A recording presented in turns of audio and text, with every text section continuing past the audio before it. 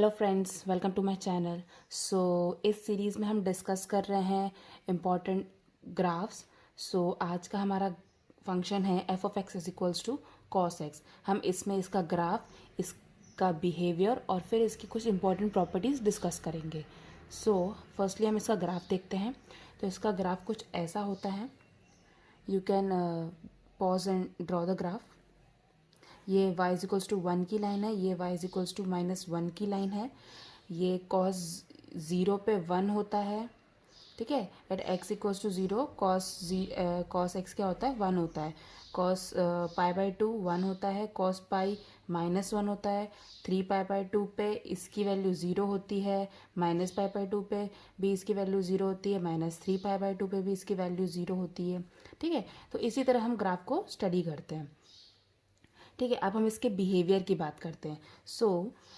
0 से पाई के बीच में जैसे ही हमारे x की वैल्यू इंक्रीज हो रही है 0 से पाई की तरफ, तो cos x डिक्रीज हो रहा है from y is equals to 1 से y इज इक्वल्स टू -1, ठीक है। और जैसे ही हमारी x की वैल्यू पाई से 2 पाई की तरफ जा रही है, तो जो cos x की वैल्यू है वो इंक्रीज हो रही है from y is equals to -1 to y is equals to 1, ठीक है।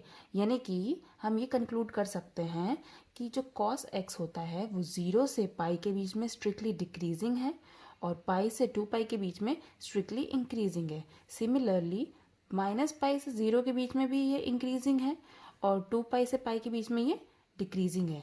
यानी कि अगर हम ओवरऑल बात करें तो cos x is neither increasing और decreasing, but it is increasing और डिक्रीजिंग इन पर्टिकुलर इंटरवल्स, ठीक है।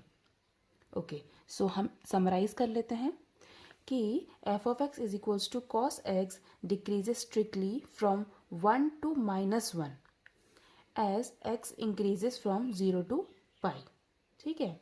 यानी कि कॉस एक्स डिक्रीज हो रहा है 0 से पाई के बीच में फ्रॉम 1 टू -1।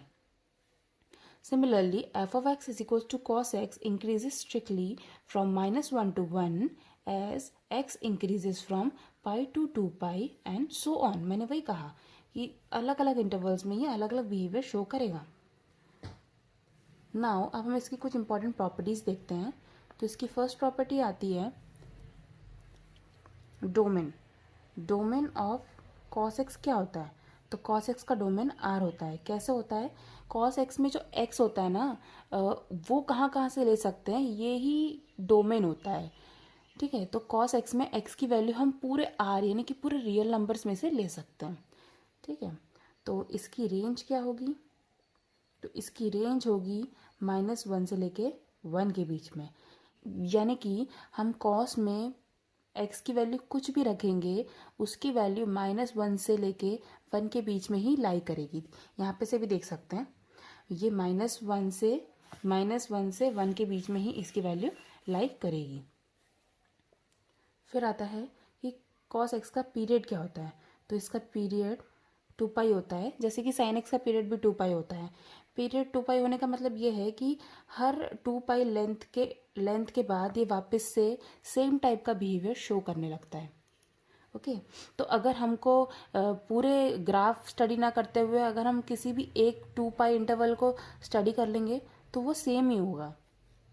नेक्स्ट आता है कि cos x के रूट्स क्या होते हैं?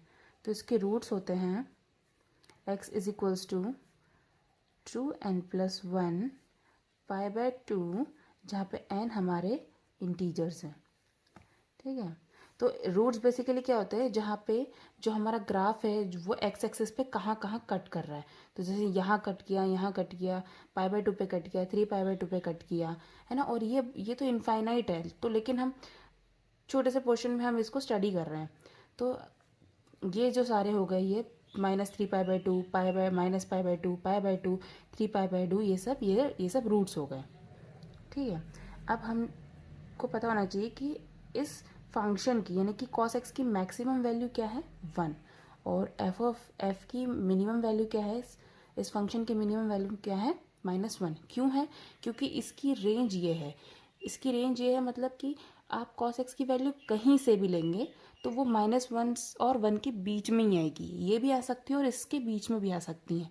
सो ज़्यादा से ज़्यादा ये 1 हो सकती है और कम से कम ये -1 हो सकती है।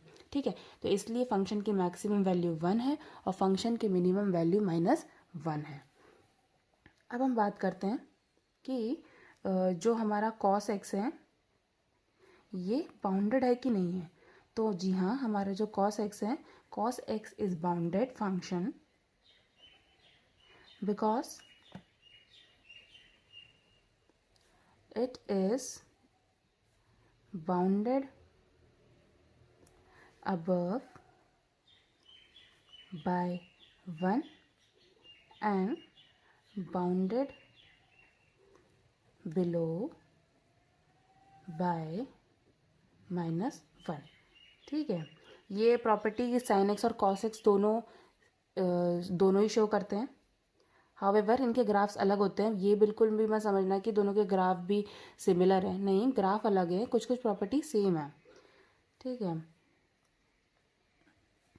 अब हम नेक्स्ट देखते हैं कि जब भी हम कॉस स्क्वायर एक्स की बात करेंगे या मॉड कॉस एक्स की बात करेंगे तो इनकी जो रेंज होगी वो होगी 0 से 1 के बीच में। डायरेक्ट हमको कुछ ज़्यादा परेशान होने की ज़रूरत नहीं होगी उस टाइम। अब बस हमको ये ध्यान रखना है कि जब भी हम कॉस स्क्वायर एक्स या मॉड कॉस एक्स की बात कर रहे हैं तो उसकी रेंज 0 और 1 के बीच में बिलोंग करेगी, नॉट -1 से 1 के बीच में।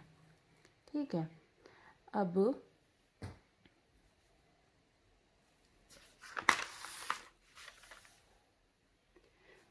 अगर हम ये बोलते हैं कि cos x की वैल्यू 0 है तो इसका मतलब ये है कि जो x है वो क्या क्या हो सकता है, x की वैल्यू क्या क्या हो सकती है उस समय। x की वैल्यू हो सकती है 2n+1 π/2 n belongs to z।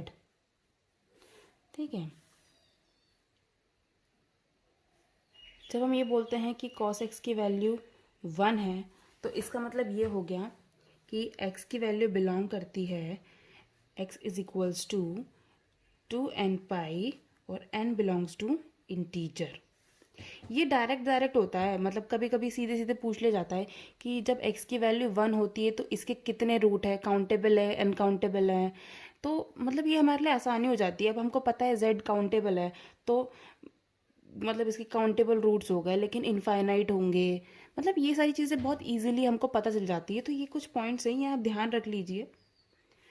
तो जब cos x की वैल्यू -1 है तो x क्या क्या हो सकता है, तो x हो सकता है 2n+1 पाई और n belongs to integer. When cos x is equals to cos alpha, इसका मतलब x इज इक्वल्स टू हो जाएगा 2n pi plus minus alpha और n बिलोंग कर रहा है z में।